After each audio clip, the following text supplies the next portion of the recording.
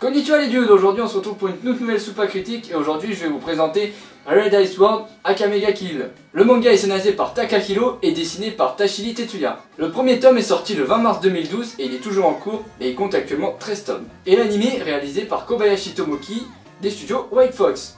La première diffusion date du 7 juillet 2014 et compte 24 épisodes. Tatsumi, un jeune campagnard, part en quête de rejoindre la capitale afin de se ranger dans la garde royale avec deux de ses amis. Or ils se perdent en route et ils se dispersent et Tatsumi se retrouve seul à rejoindre la capitale. Il rejoint le palais royal mais malheureusement l'accès lui est interdit. Et donc il finit par se retrouver dans un bar à déprimer. Et il fait la rencontre de Léonie qui lui dit qu'elle peut lui trouver un rang dans l'armée si elle lui donnait tout son fric.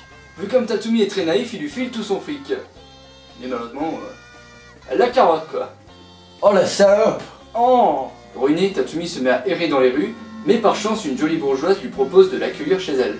Donc au palais il a un festin, il rencontre les parents de la jolie bourgeoise, il est content. Or le soir le palais se fait attaquer par une bande d'assassins qui tue toute la famille. Oh mon dieu, c'est horrible! Et ces assassins font partie de l'organisation des Night Raid. Et ils se rendent compte par la suite que ces assassins sont pas vraiment des bâtards, car en fait le Night Raid a pour but de tuer les méchants pagos. C'est vrai? Oui. Oh.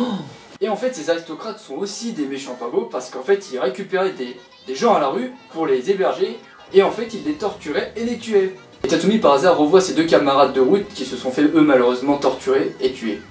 Fou de rage, Tatsumi décide de rejoindre l'organisation de Night Raid pour que plus aucun méchant n'existe.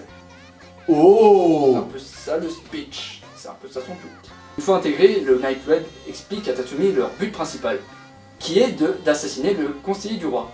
Car en fait le roi étant très jeune, et bah c'est le conseiller qui prend toutes les décisions. Et lui c'est un connard. Donc en gros ils veulent créer une révolution en tuant le conseiller. Et dans ce monde subsistent des armes spéciaux, nommés les Teigu, qui ont des pouvoirs phénoménals. Et ils vont se battre avec ça. Tatsumi et ses nouveaux camarades du Night Raid vont devoir faire face à la garde royale et une troupe spécialement créée pour les éliminer, nommée les Jaegers. L'histoire est sympa et les combats sont fluides et dynamiques, et la fin est vraiment inattendue, je m'y attendais vraiment pas. Donc c'est ce qui le démarre des autres animés que j'ai regardés.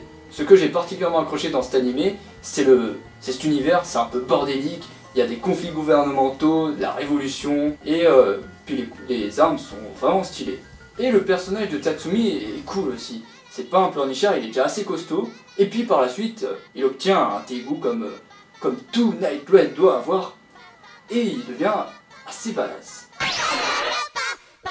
Et enfin pour la note, je mettrai 8 sur 10. Je n'ai pas mis plus parce que c'est pas un animé dont j'accroche le mieux.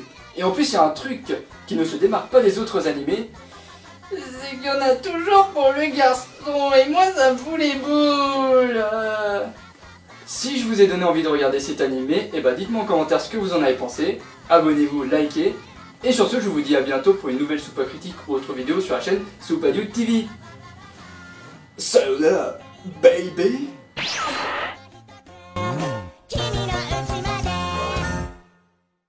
C'est qu'il y en a toujours pour le garçon, et moi ça me fout les boules. Oh, karma, la gueule.